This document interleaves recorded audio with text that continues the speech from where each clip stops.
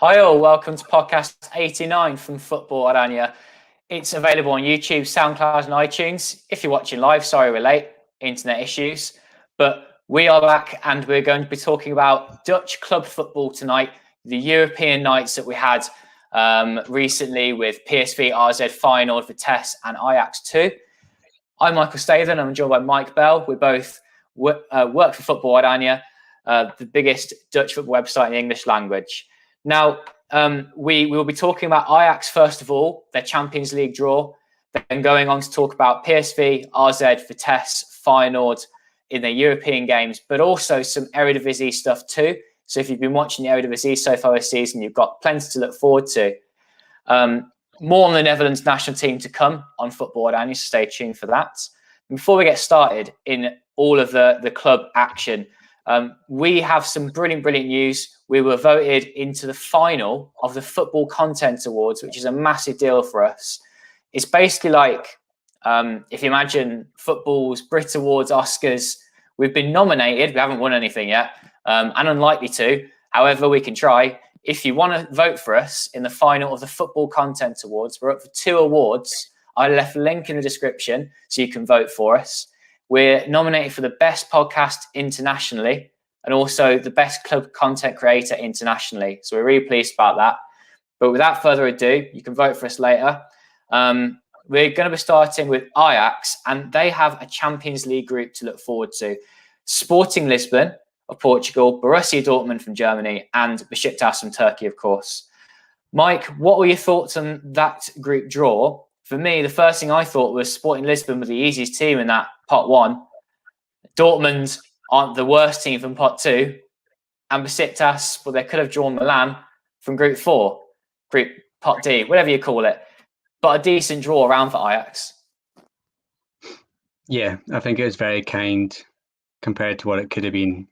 If you look at some of the groups that were there's Manchester City and PSG, is that one of the options that could have been when the balls were coming out of pot 3 and Group A hadn't been selected yet and Ajax hadn't appeared yet. I thought, oh, here we go, it's going to be group of death again. But yeah, I think that with the other options that they could have got, this has been a very kind draw to Ajax. And I think that with their quality, they should be aiming to challenge Dortmund to win this group. But I wouldn't underestimate Besiktas. You know, Turkish champions, you have to go to Turkey. A hard atmosphere if they've got full capacity there. That's going to be a tough tie away from home. And Sporting, they won the Portuguese league ahead of Porto and Benfica. So yeah, it's going to be 6 hard games for Ajax to win. But I think it gives them a chance of getting through. And compared to the last few years when, you know, Ajax have had what you'd call to be a top tier European club in their group, this one's been very kind to them, I think. I agree with you. The thing that I definitely want to talk about now, though, is the Ajax this season haven't been themselves so far. They haven't had the chance to gel as a unit yet, but they've not lost major players, and they've added some, you know, players around the edges of what they had already. This season hasn't been vintage Ajax at all, and I'm thinking that this Champions League draw, whilst it's great, can Ajax make the most of it? And at the moment, I would guess that Ajax might finish bottom of this group from what I've seen so far this season, whereas they want to be finishing in the top 2 because they aspire to be a last 16 Champions League team every year. Yeah, I said it in my season preview where I said that the PSV were going to win the league, and I've not been overly amazed by Ajax transfer window so far. I think that, yeah, they've not lost anyone major, but they've not signed what they needed. And going into the season with Haller as the only real centre forward in the squad was a worry to me. And I know that they'll probably play the Dusan Tadic variant when it comes to the Champions League. But I think that, you know, they've got 5 days left of the transfer window, see if they bring in a couple of players. I know they're going for the Copenhagen winger again, but, you know, if David Neres doesn't leave, then that's a lot of wingers that they have in the squad without not without very many centre forwards, which is what they could miss, having let Traore go and Brobbey as well. And it doesn't seem to be anyone in the young Ajax squad that's coming through to say that they're going to be another centre forward maybe coming up from the academy at the moment. So I think that's the position that they lack in. Some creativity as well. I think the midfield, I think it was highlighted against 20, the midfield didn't create really anything. When you play Gravenberch next to Alvarez with Klaassen in front of him, it's not the most creative of midfields. Kudus is out at the moment, and he's got to come back into it. But I think you need something extra just to light a spark. And I see some Ajax fans saying that they want to go after Hatteren from PSV. Yes, he's that sort of sparky player, but you need to get the best out of him. And there's a lot of question marks around him at the moment. So yeah, Ajax have got 5 days. If they only bring in the winger that they're linked with at the moment from Copenhagen, then yeah, it's a bit of a worry going into the Champions League group, because yeah, there's something just not gelling at the moment about this Ajax side. I think with their back four, they're okay. Mazraoui has come into this season on fire, and Jurrien Timber's had a great Euros and will go on to have a good season this season. In goal, I still think they're going to get bitten by their goalkeeping issues by having Stekelenburg is 38. Pasveer, he had a good season with Vitesse, but does seem to have a mistake in him. And Horta's too young to start every game for Ajax this season.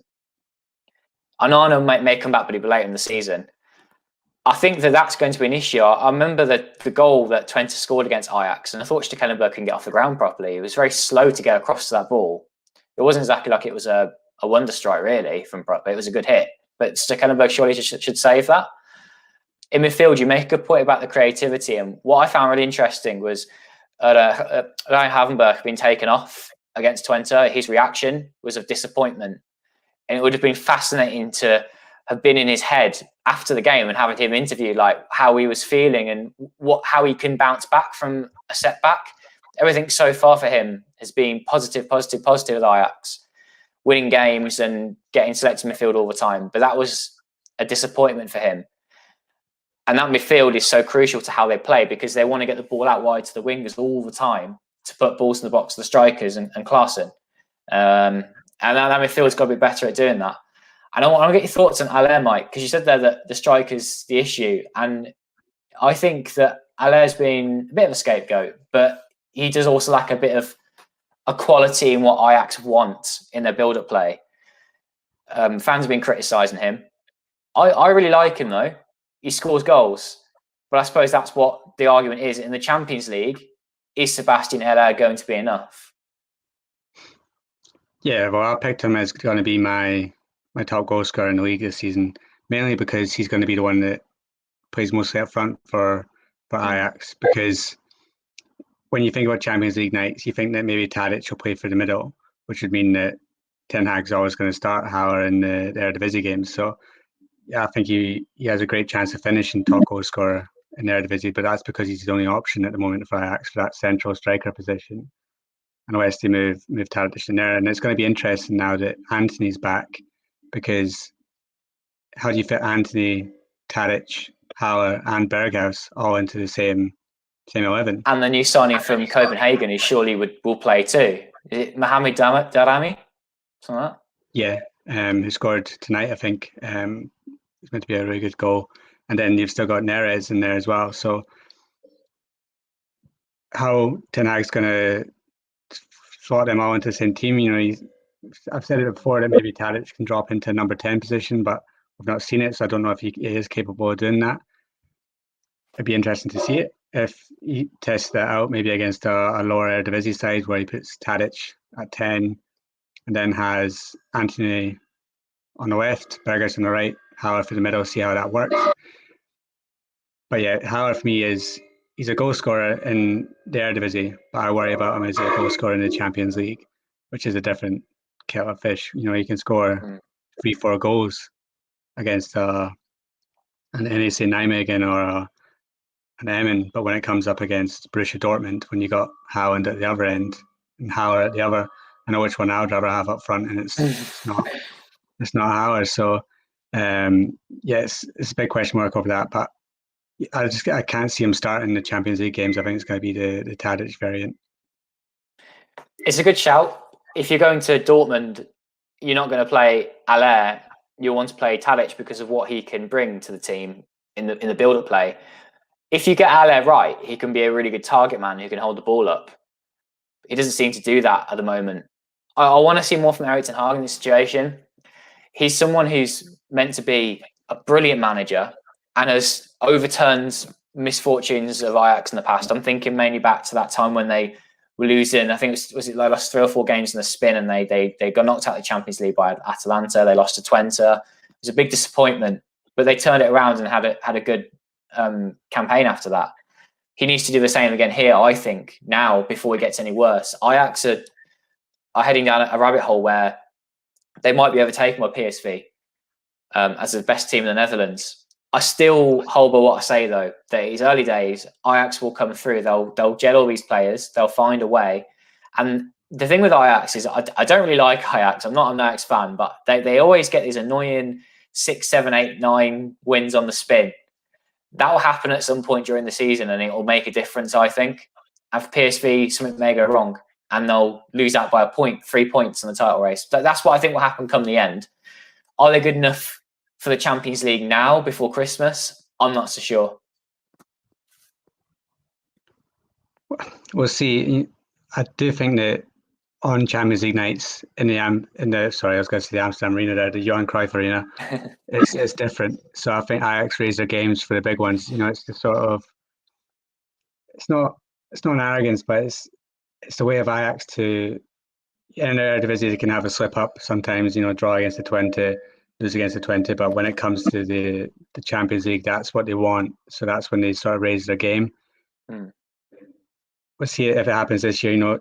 Over the past few years, I thought Ajax always do better away from home in the Champions League. So we'll see if that's the case as well, because they're going to have to put in big performances if they're going to get anything in Turkey, Portugal, or Germany against the yellow wall. So they need to step up when they're traveling to these teams. So it's going to be interesting to see what happens over the next few weeks. I think the Twente game was a bit of a worry.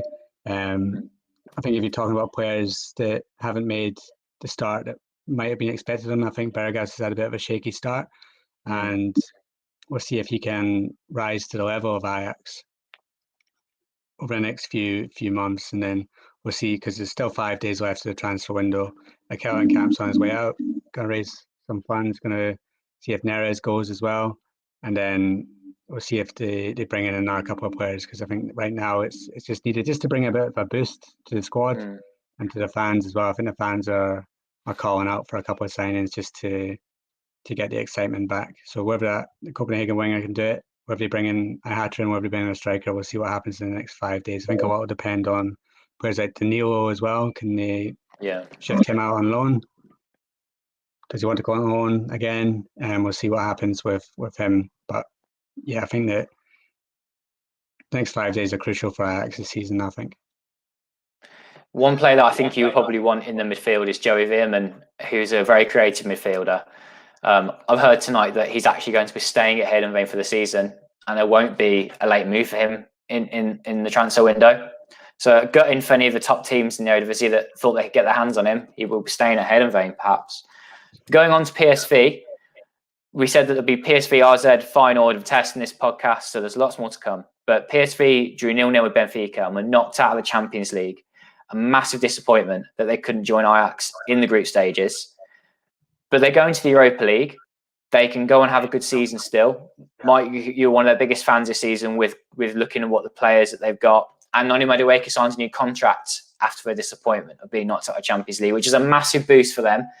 Big boost for the squad, knowing that they've got him tied down and a team that can cause damage. They're a team that I think will be winning games 4-5, 6-0 in the Eredivisie and could do something in Europe. What are your thoughts on them, Mike?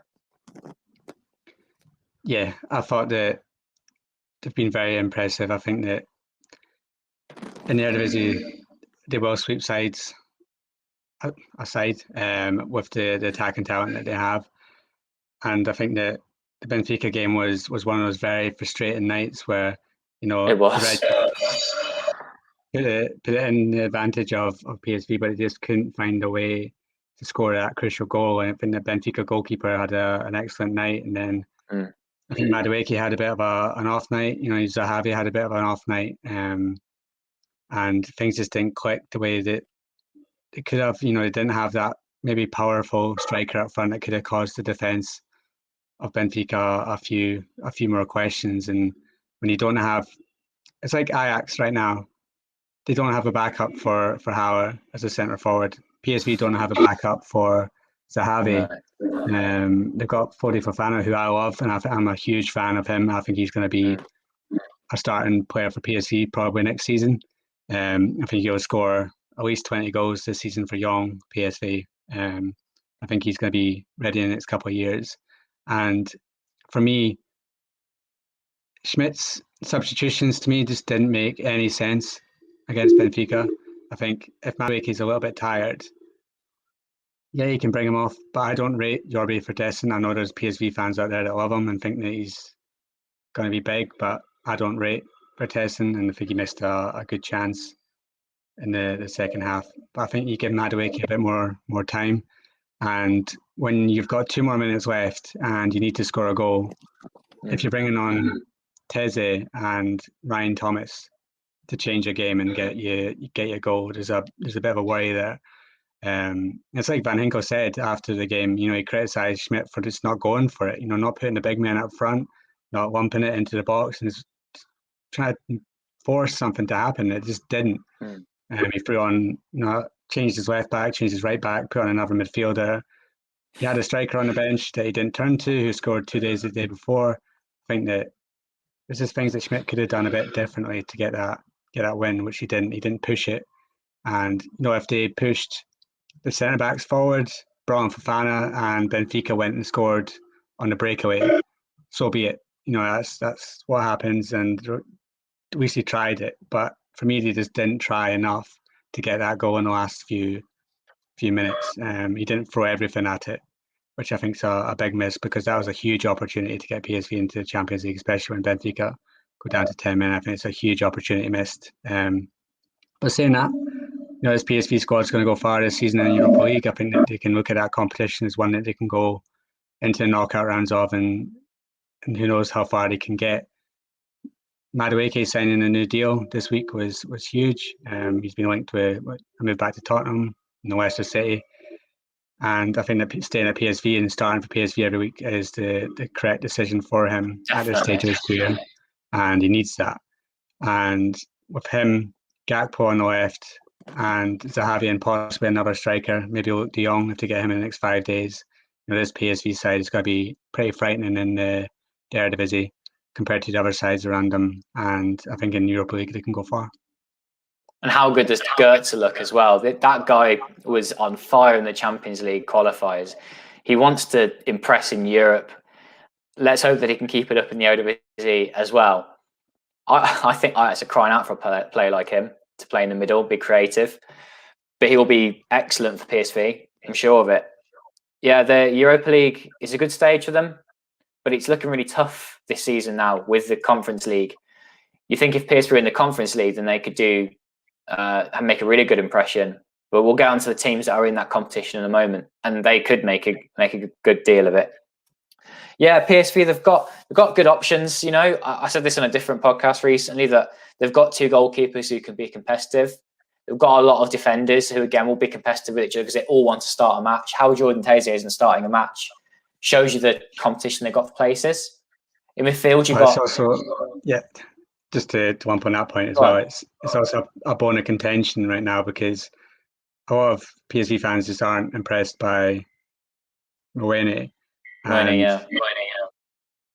Teze not starting means that right back issue is a bit of a problem, because Mwene's not really done anything spectacular so far to warrant his place over Teze, when Teze offers a bit more at the back and going forward. So I think that there is competition for places, but I think right now that's one that Schmidt's getting wrong. I think that Teze should be the one that slots in there. Mwene's more athletic, Teze's more physical. That Dumfries is a bit like Mwene getting forward, but Tez is more like Dumfries getting back and being a good defender. When he doesn't really, he gets caught out a lot, doesn't he? And he does give the ball away, but he does offer a bit more attacking wise than Teze would. But that's not a lot more. And I still think Teze should be starting. And like the midfield I was mentioning there, it is strong. The midfield five, if you like, because David Proper, Van Hinkel, and Sangare are great midfielders, and only two of them could start out of the three. So it allows for injuries with David Proper and Van Hinkel have been injury prone over recent seasons. It means that one of them then can play, or both of them can play, and Sangare can be more defensive. I think that the game against Benfica was just one where football can be really frustrating, and that is it. Once they went down to 10 men, PSV were better. It does make me think, though, that had it been 11 versus 11, we would have seen a different match, and Benfica may have scored a goal or two, which PSV may not have been able to prevent. And it would have looked even worse on them, that they would have lost to Benfica twice. But they did do well over the two legs, considering they finished second in the Eredivisie, and Benfica are a good side. So it is what it is, and that's it now. They've got to move on. They've got to move on quickly because they want to have a very good season. It was clever of them to announce Madueke's contract straight after to just sort of lift the mood again. That was a great idea from PSV to do that. Let's move on to another team. Let's talk about RZ. RZ against Celtic. They beat Celtic 2-1 on the night, but went out on aggregate. And I tell you what, the British sort of output of the game, they were really complimentary of RZ this evening, mentioning what a quality side they were, the best side Celtic have faced this season, and that probably isn't too hard to do. They were impressive, and the doubt about RZ is that they wouldn't be able to do that without the key players that they've sold, without Boadu, without Stengs. But actually, they were playing some really good football, and I think that's only going to improve this season. But I think it shows you also how influential Turncoat Miners is, because he was the best player on the pitch. Yeah, I think the theme of this week has been some good ties, which we'll get onto later, but two very frustrating games. And I think that the PSV game was frustrating. You look at Zahavi's miss being crucial, and tonight you look at Ernest Poku's miss being crucial as well. That's two pretty get chances that 8 times out of 10 you score. This week they went over the bar. So football hinges on these sort of small things, and especially in Europe. And I think that AZ did well tonight, and did well because I thought Celtic would go there and win. I've not been impressed by AZ this season so far, and I thought that Celtic were going to beat them again, especially when they scored after 3 minutes again. But credit to AZ, they stepped up and pinned them back, and we're looking for that third goal. But again, it's going to become another theme of tonight is Pascal Janssen brought on Sam Bukema as a striker, as a centre back, because AZ don't have any strikers on the bench. Pavlidis he's out ahead of ground running as Boadou's replacement, and they have nothing else. So they put Sam Bukema as a centre back up front for the last 10 minutes, and almost set up the third goal with a great cross for Poku. But that's not great if they're having to bring on a centre back because they have no other options as a striker. And yes, we're talking about the top three teams in the Eredivisie from last season all needing a forward in the next 5 days. Because I think this AZ side, if they lose Coop Miners, they're going to look very weak, and they're going to be very weak this season, because he is by far their best player and the most influential one. He's the one that's pulling the strings for them, and he's the one that they need to really try and keep in the next 5 days. And we'll wait and see if it happens, because Coop Miners is playing to try and get a move. He wants a move, and he's putting in these performances because he wants to catch an eye of a club in the next 5 days and see if he can get that move. So for me, it was a better performance from AZ tonight, but the worry for me is that they're not able to finish third this season in Eredivisie. I think they'll drop down the table, and if they don't sign a striker, they could struggle in about even 6th place for me, because if they lose Coop Miners and don't sign a striker, I can't see them doing that well this season, which is a shame, because I loved AZ for the last couple of years, I thought they would have been a great side with Bodo, Stengs, Koopmeiners. And this season is just going to be a bit of a transitional one. Koopmeiners may yet stay, but the likelihood is that he will leave. He didn't give a look to the fans to say, like, this is my last game in front of you and I'm off now.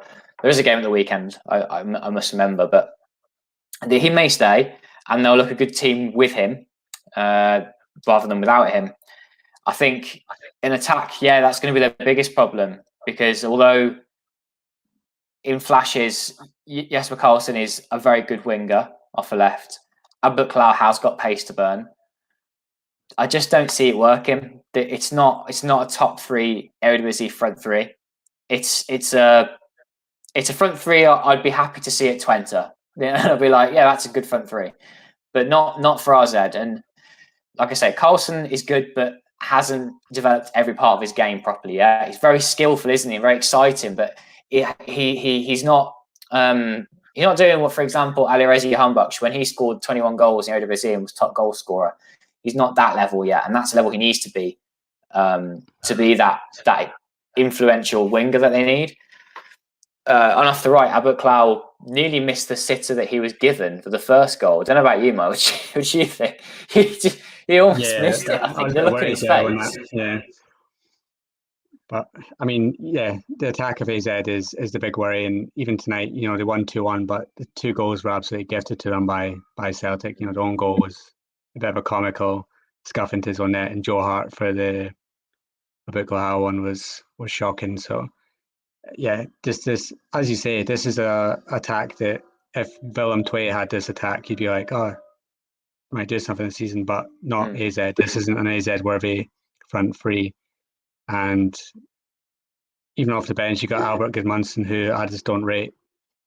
Haven't rated him for the past couple of seasons. So that's the biggest worry for me for them. And they've got 5 days to improve it. Will they? I doubt it. Maybe finances are hurting these clubs, and Pascal Janssen was asked yesterday about Joy Veerman. I know you're saying that he might be, or he's probably staying at Heerenveen this season, which is a shame, because I think that he's a player that should be making a step up this summer, and one that could, once he does make a step up, make a play for the national team. So if Koopmeiners did go and raked in 25 million, Janssen did say that he liked Veerman. I think he's somebody that could change this AZ side. So we'll see. But if Koopmeiners goes, they don't sign an attacker, and they have Jordi Clasie as the man to replace Koopmeiners, then AZ are a big worry for me this season.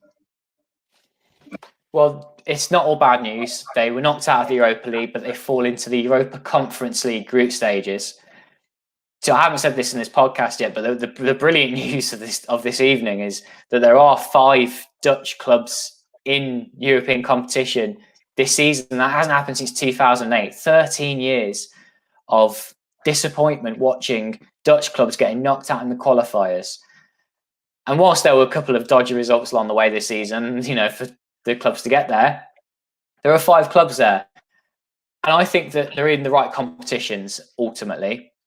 Ajax were the best team last season and deserved the Champions League spot. PSV the Europa League, and then you've got RZ, Feyenoord, and Vitesse are around about the same kind of level as each other, all in the Europa Conference League. But they could all do something there. Let's talk about Vitesse next, then, because that was one of the biggest success stories of this week. Was Vitesse beating Anderlecht 2-1 and going through, was it 5-4 in aggregate? I'm losing count. It was really, really classic games, both the legs. I hope we get to see many more of those in the group stages from them.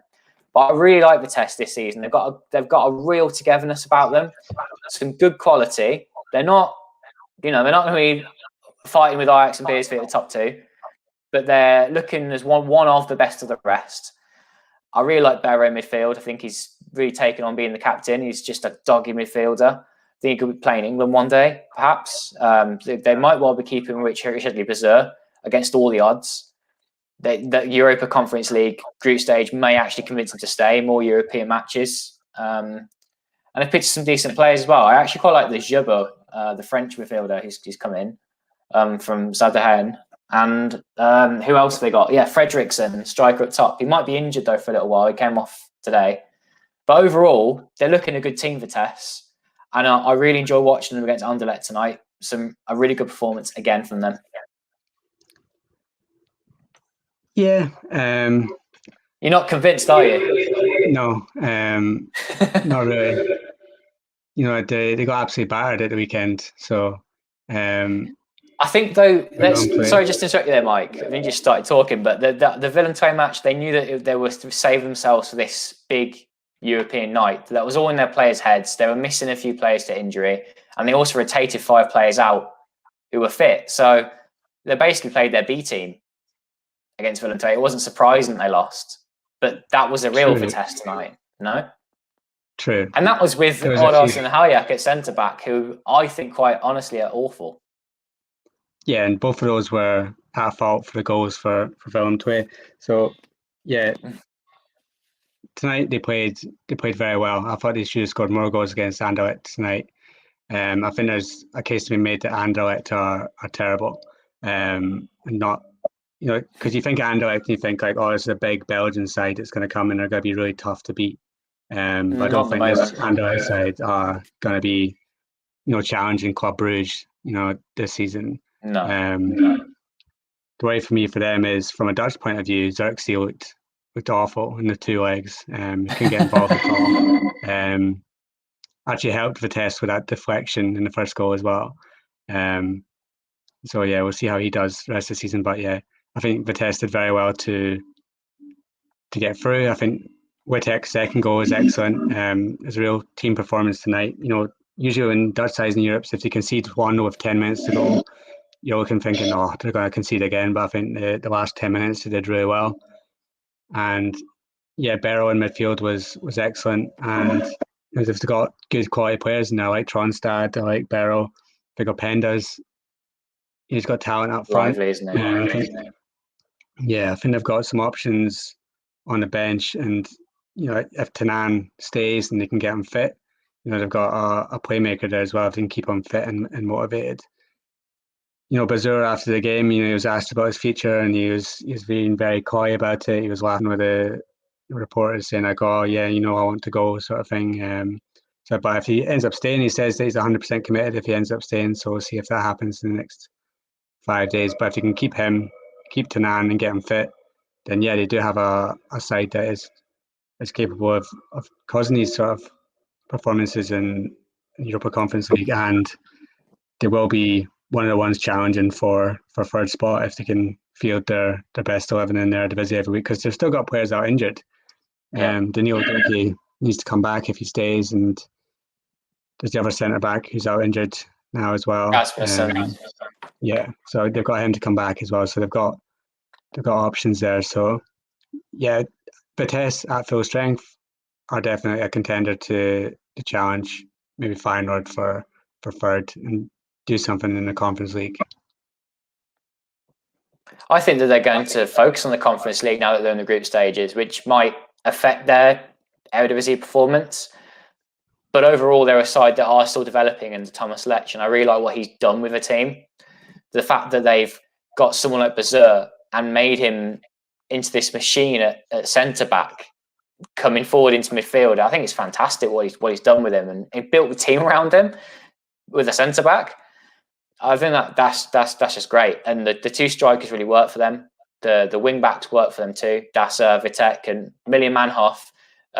He's just been brilliant this season. I think he's awaiting right now scans and results of an injury he's had, so he might be out for a little bit. But if this guy can come back in, someone for the future. He's Dutch, you know, one for the national team in the future. You never know. That kind of sort of technical ability he's got, but also the work rate. He's so focused. I think the guy's going to go far, but we'll see with him. He needs to get lots of gains in this season. We had a couple of questions in live. I think this might be a good moment to bring them in. Hamza actually asked what you think of Xerxes' performance. You weren't convinced, Mike. Why not? I just don't think he offered much. You know, for somebody that's trying to prove that he's good enough for Bayern Munich, he just did not get involved enough tonight or in the first leg as well, and he got hauled off both times when, you know, Anderlecht looking for a goal. So, you know, that's the worry for me. You know, he's got all the qualities to be a top striker. Maybe it's the service he's not getting. There's a few times that Anderlecht got in good positions. The crossing was terrible. He didn't get the right balls in, but he's got to put himself about more and be a bit more physical in the attack. So it's only 2 games. He's still getting used to his new side. He scored a couple of goals a couple of weeks ago in the Belgian league, but I just don't think he was there tonight. I don't think he was there last week. It wasn't the level that he should be performing if he wants to prove that he's going to potentially be a future Lewandowski replacement. He's got quite a way to go, hasn't he? This is another question we had in about Dutch clubs reaching the group stage. First time? No, it's not the first time I mentioned it. It's the first time since 2008. So 13 years ago it was done. Vitesse have played in European competition before. They played actually like 5-ish years ago when they won the cup, and then weren't that great in the group stages of the Europa League. Were knocked out. So not the first time that Vitesse fans have had it happen before, but they'll be absolutely delighted doing it again, and they'll want it to become a regular thing now if Vitesse can do something like that. Now the Conference League's there. What an opportunity it is for Dutch clubs who make it, 5th, 6th, 7th place, and they make it into Euro competition. They can actually get to the group stage. They've seen it done now. And one from Lifepack who sent this question ages ago at the start of the podcast. What are our guys' thoughts on Eredivisie chances of making a quarter-final Europe with 1 in the Champions League, 1 in the Europa League, and 3 in the Europa Conference League teams in the mix? How do you think they will get on, Mike, the 5 teams in Europe? Do you think that they'll go far? We haven't talked about final yet. We will get onto them. But on the whole, this new competition, the Conference League, is it going to suit Dutch teams? And, it's not the most glamorous competition, but do you think they'll go for it? Yeah, I think they will. I think that this is what this competition is for. It's for the not so much smaller teams, but the ones from, you don't just want teams from England and Spain winning every single competition every year. And once, again, the teams from England and Spain are going to be the favourites for the Conference League.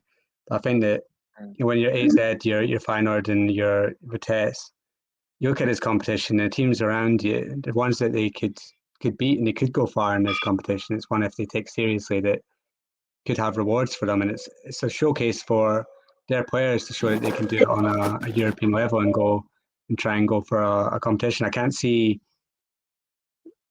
Vitesse winning it, honestly, but I can see them getting out of the group stage, going to the knockout stage, and I think that should be the goal for all 3 Dutch sides. I think that this is a competition that could rack up some coefficient points for the Netherlands, and that's the main thing, because that's what we want. We want to get Netherlands to be challenging towards the top of the coefficient, because once you get, it's going to be hard to reach the next tier where Netherlands are. It's going to be hard to then get closer to, Portugal and France, which would be insane if they could, because then you're looking at 3 teams in the Champions League, which would be amazing. Like old days, wouldn't it? Like that's the old famous days of Dutch clubs being amazing in Europe all the time. Yeah, they're the 7th best league in Europe at the moment, aren't they? I think that's where they want to stay. I was speaking to someone recently about this, where I personally think that whilst you've got these, England, Spain, Germany, Italy, then you've got France and Portugal, who everyone's now looking at to try and steal that 3rd place in the Champions League spot. I think the Dutch are best off being in 7th. And I want to get your point of view on this, Mike. Maybe people watching will want to give their point of view on this too, if they're really interested in the coefficient. But it is important for Dutch football. If they get into 5th or 6th and they have a 3rd team in the Champions League, they have a 6th team in Europe. This goes back to 5, 6, 7 years ago when the Netherlands had 6 teams in Europe. But every time, 1 or 2 or 3 teams would be knocked out in the qualifiers. And then all the coefficient points would have to be shared over more teams, because that's how it works. You have more teams in Europe. You have to share out the points that you get for a win in a European competition. You divide it by the amount of teams that you have. So having 5 teams is a good middle ground, though, because you have 6 teams. They're going to struggle to qualify. And whilst it might mean more money from Dutch teams being in Champions League, is it going to serve them well in the long term? Because they'll just be going back down the ranking again, no? Yes, it's a good point. Because you look at the Dutch League at the moment, you look at the teams that are there, and if you're going to make a case for a 6th team to be in Europe, you're looking at Utrecht or Groningen, possibly a Heerenveen or a Sparta were in the European playoffs. Would a club of that caliber be able to constantly, with Utrecht to beat Anderlecht tonight? I'd probably say they probably could have. But if it then becomes a case of what happened before was like Go Ahead Eagles and teams like that, qualifying Excelsior, then getting knocked out by teams from like Luxembourg and stuff like that, then it comes at a detriment. But I think that Dutch football should always be aiming for the best it can be. But I think that right now, this is Netherlands have done great in the past few years to get to this position, and this position right now is great, and we should hail the fact that there's 5 Dutch teams in the group stages of a European competition, because that's in recent years that's unheard of, and we're going to have 5 teams that we can watch for months to come in European competition because they're in the group stages. So I don't know the Conference League format, but I'm guessing it's groups of 4. So that's 6 games that's 30 games we're going to see. So 30 chances to rack up coefficient points and move the Netherlands on. So I think tonight's just a massive win for Dutch football. Celebrate the fact that there's 5 teams in Europe. Let's hope that they all can get out of group stages, because I think that they definitely all are capable of doing it. And we'll see how far any of them go, whether any of them can actually win a competition. Stranger things have happened. PSV could go far in the Europa League with a good run. Other than that, can I see Feyenoord, AZ or Vitesse winning the Conference League? Depends on the draw they get. And Ajax, can they win the Champions League with this team? Probably not. But we'll see how far they can all go. But it's exciting to have 5 Dutch teams in Europe, and let's hope for some great European ties in the months to come, because we'll see what draws. Yeah, we're recording this at a time where we don't actually know what the draws are for the teams. But they'll be good, and they'll all have chances of qualifying. And the thing to remember is, in the Champions League, of course, if you finish 3rd, you drop to the Europa League. If you finish 3rd in Europa League, you drop down to the Conference League. PSV might have that opportunity if they don't achieve in the top 2. Dropping into the Conference League for a club like PSV could be brilliant. To go on and win a European competition, it hasn't happened since 2002, final with the UEFA Cup. This could be an opportunity for a Dutch team, and one of those who I personally think will have the best chance of lifting a European trophy this season, as small as a chance might be, a Feyenoord, because they won't be in the top 2 of the Eredivisie. And this kind of competition suits a team that can fight, that can keep going and going and going. And I think Slot has got the right players here, the right squad to do something like that. Or if they don't win the whole thing, that's not what I'm trying to get here. They've got the battle mentality to go out and beat a top team if they need to in Europe, but also travel somewhere and have their fans with them and know that they'll probably use those 3 games in the group stages at home to win those and get through to the knockout stages. But they did lose 3-1 to Elfsborg tonight. It didn't matter. They went through an aggregate to the Conference League group stages. And I want to talk, Mike, about some of the players they've got in their squad, because I haven't talked to you about these guys yet. And I think that they're all great young players. Justin Bijlo will be the goalkeeper this season. I think he's got such a good chance to be in this Dutch national team if he's fit. Tyrell Malacia, the left back, he will now overtake Wijndal to be favourite for that left back spot in the Netherlands.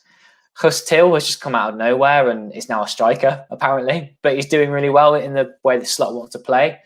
And Sinisterra is so good off the left wing and looks to be really improving, showing that potential that he showed he had before that injury he suffered not so long ago. He's back from it now and he's firing. Yeah, I mean, I don't think it will win them every game this season, like I said, to get them in the top 2. But they have a team full of quality. Trauner, the centre-back, what a signing that was. This guy will be really good next to Senesi or whatever player he plays next to. Yeah, give us your thoughts, Mike, because I think that there'll be a team on the move this season, and next season we could really be talking about them in a bigger light. Yeah, I think the Feyenoord so far this season have been great. You know, tonight was a blip, but they didn't need to win that game. You know, 5-0 up. Um, to the eye of the ball tonight, and they got beat by Elfsborg.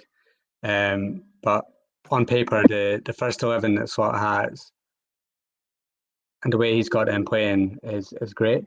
So as you say, Bio is for me probably the best goalkeeper in the Eredivisie if you don't count Onana anymore, and it's not even close. I think he is going to be the future Netherlands number one. And when we're talking about future, it could be as in next month he's going to be the Netherlands number one. Malacia as well. I think that he is showing that he is probably the best Dutch left back around at the moment.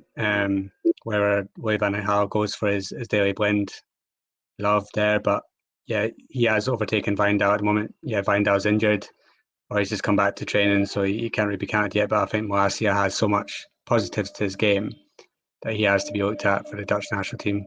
Till is showing what he can do in Eredivisie. He did it for AZ. He's had a tough time in Moscow and in Germany, but now he's in a team where he knows what his role is. He knows the manager well.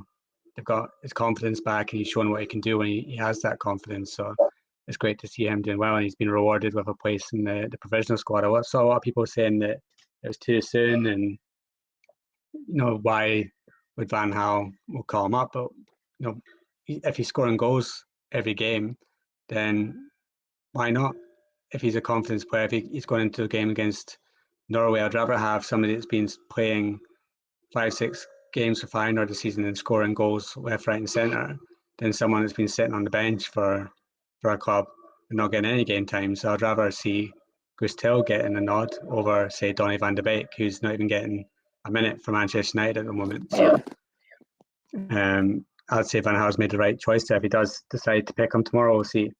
But I think that, yeah, on paper, the first 11 was Sinisterra, Winson, and we're not even talking about Brian Winson. Slot's come in and he's transformed into a totally different player. Last season I was commenting on how terrible he was. He was shocking under Advocat at times, and I think he went on a run of so many games without a goal, and then he eventually broke it. But under Slot, he's transformed, and he actually looks like a very busy workman-like striker who's putting himself around and causing trouble for defences. And him, Johan Bakash on the right and Sinister on the left is a frightening attack. And Till behind him with the midfield that they have on paper is strong. The only issue for me is they don't have backup.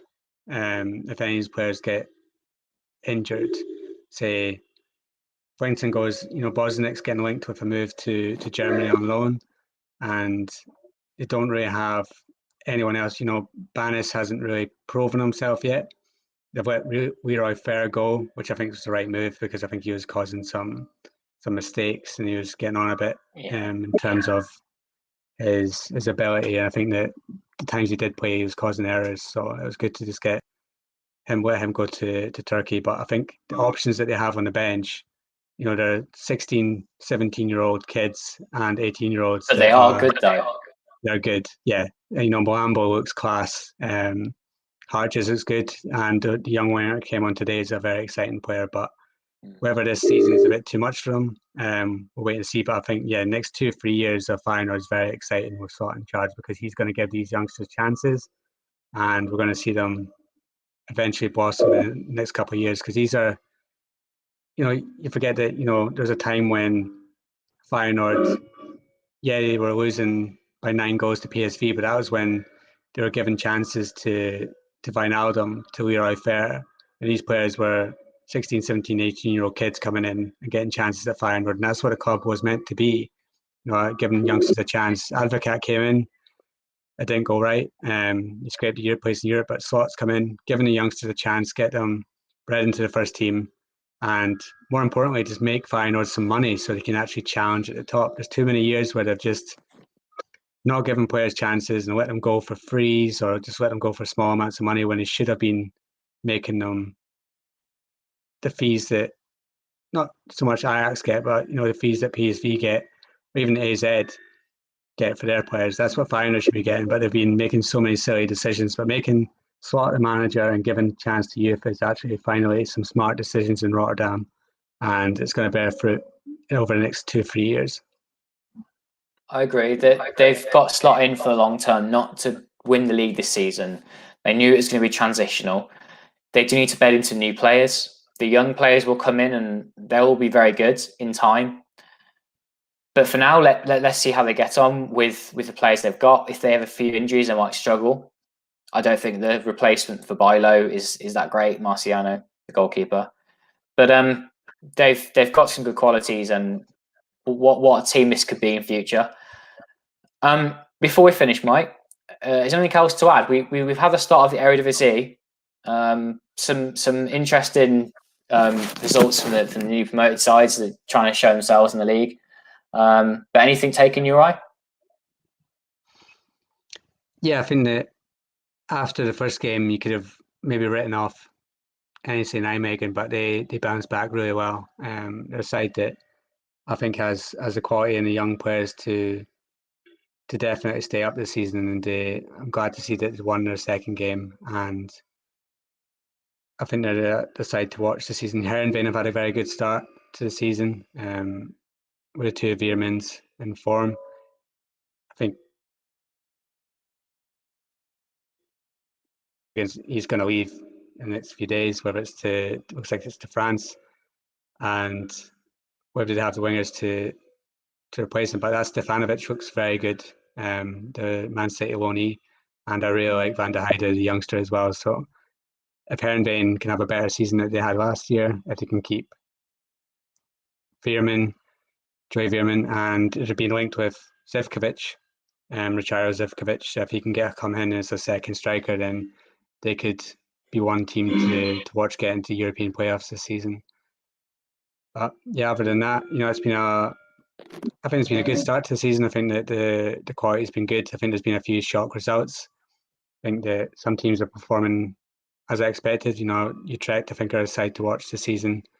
And I think Sparta are going to be an interesting side. They're going to lose Harui in the next 5 days.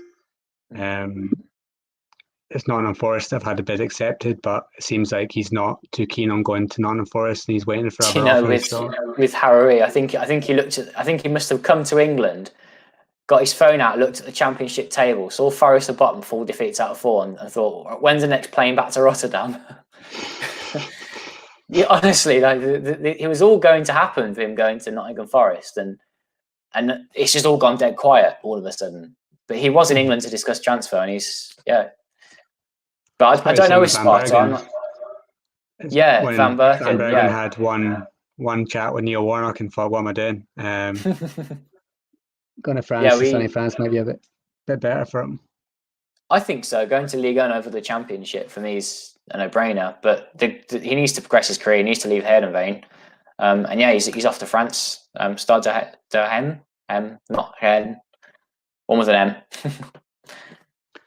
I think there's a question there about Leon, and I think just to touch on some Dutchmen abroad.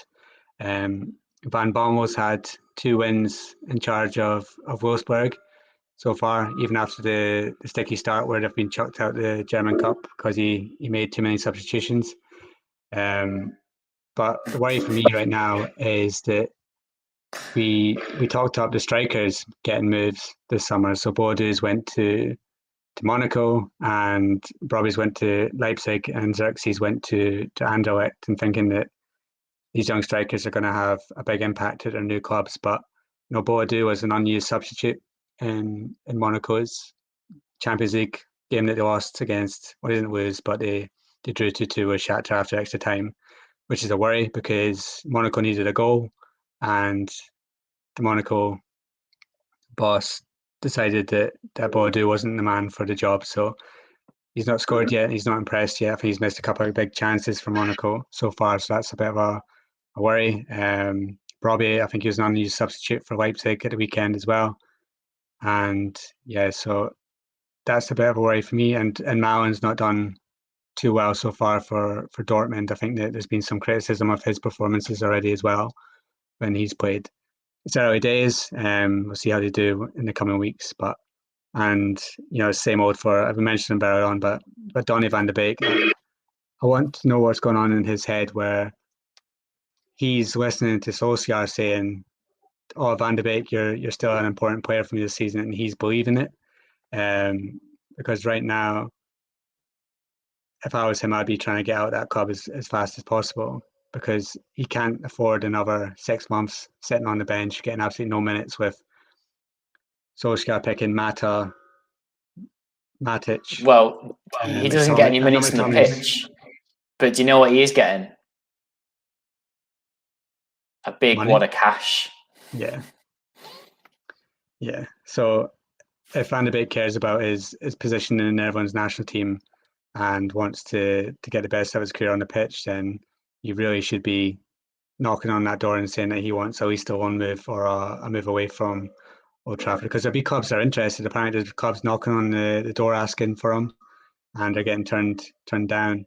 And even the agent came out in the Telegraph this week and said that he's very happy with Solskjaer saying that Van de Beek's still a key player for him, and he's expecting him to get plenty of minutes in the coming weeks.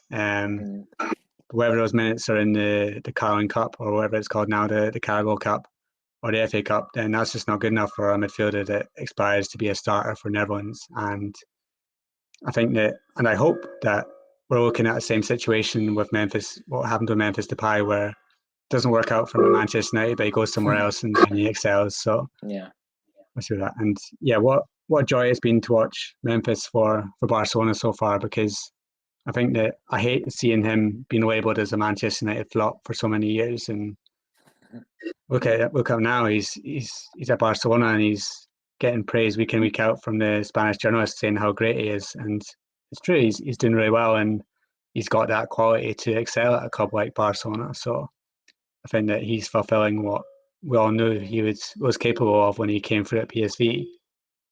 I think that the move to Manchester United was just the wrong move at the wrong time for him. And I think I can't wait to see him for the rest of the season, how well he's going to do. Because he's the key man for the national team up front still.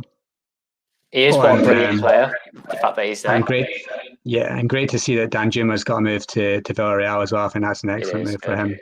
And I think he'll become a Netherlands national team player if he does well in Spain.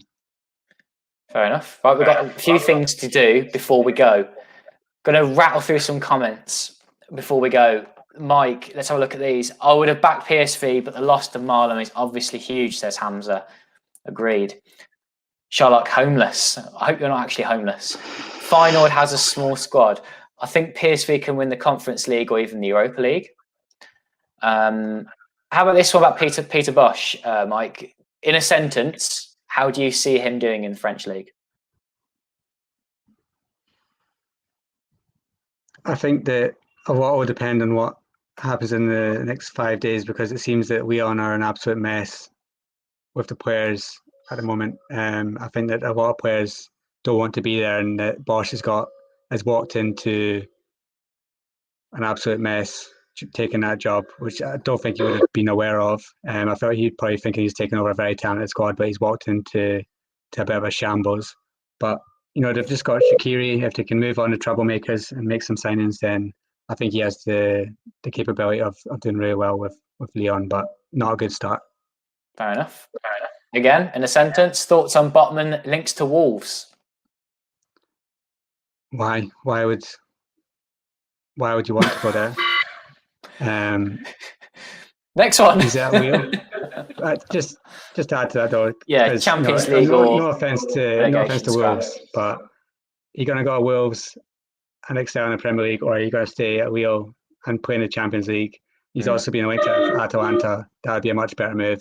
Excel in Serie A and excel in the Champions League. Fair enough. And Dave says, sorry, joining late. Looking at the Conference League, and there's some big fish in the small pond.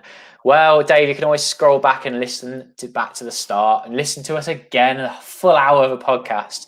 So if you did enjoy this, we're available in so many different places now. I actually found this out the other day. We're not just on YouTube, SoundCloud, iTunes. If you Google our podcast, we're on all sorts of different websites. Podcast FM and all sorts of random places I didn't even realise we were on.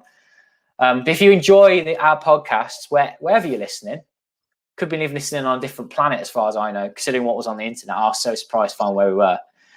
Do give us a like wherever you are, and subscribe wherever you are too. We've got lots of things coming up on Football-Oranje. The international break is coming, so you can definitely expect a preview of Norway versus the Netherlands. We've got a special guest on for that one. I think you'll know who this person is. He's fairly well known on Twitter. He's Norwegian. He'll be here to help us preview the Norway-Netherlands game. There'll be more things throughout the next few weeks. So we're doing live streams after the Netherlands games against the Norway, Montenegro, and Turkey. More things to do the Eredivisie as well, of course, when it comes back round again. And a few other things to pop up on Football-Oranje else besides that we have as surprises. Now, the final thing to ask of you before you do go, if you've got to this part of the podcast, you obviously really like the Football-Oranje podcast. I've put a link to it already in the description. Please could you vote for us in the Football Content Awards finals. We've been nominated for the best podcast, best international podcast, and best international club content creator. So if you think that we deserve those, thank you very much for nominating us, and thank you very much if you can vote for us too. Now, from me and Mike, it's goodbye for now, and hope you enjoyed it.